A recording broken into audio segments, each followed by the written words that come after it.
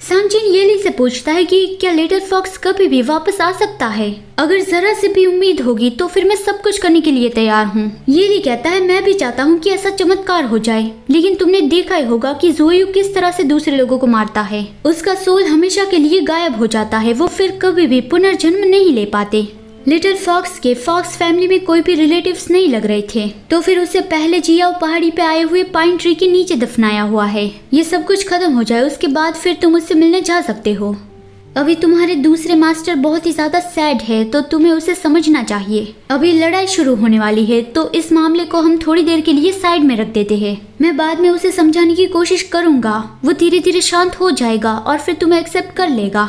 अभी ये जगह तुम्हारे लिए बहुत ही खतरनाक है, तो फिर तुम तियानशु सेक्ट वापस चले जाओ और वहाँ पे मेरा इंतजार करो, ठीक है। सांगजिन कहता है कि हाँ ठीक है मास्टर, आप मेरी चिंता मत करिए, अब मैं और ज्यादा मुसीबत खड़ी नहीं करूंगा। लेकिन सांगजिन वापस नहीं गया, वो यहाँ पर ही बैठा बैठा सोचता रहा कि मास्टर येली ने जो कहा वो गलत था, वो सारी मेरी ही गलती थी। तभी बारिश शुरू हो गई। सांगजिन अपना सर पकड़ के सोचने लगा कि दूसरे मास्टर तो हमेशा खुश रहते थे, वो कभी भी ज्यादा चिंता करते ही नहीं थे, लेकिन अब मेरी वजह से वो इतने सैड हो गए हैं। मैं कितना बेवकूफ हूँ जो उसकी जाल में फंस गया, और मेरी वजह से ब्रदर फॉक्स मारा गया। मेरी वजह से अब मेरे दूसरे मास्टर पूरी जिंदगी दुखी रहेंगे।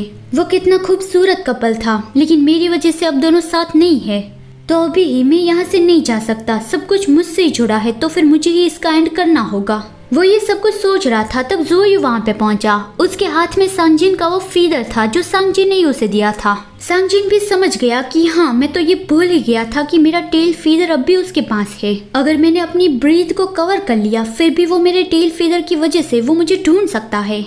ज़ोयू उसके पास आया तो तुरंत ही सांगजिन ने दूसरी ओर देख लिया।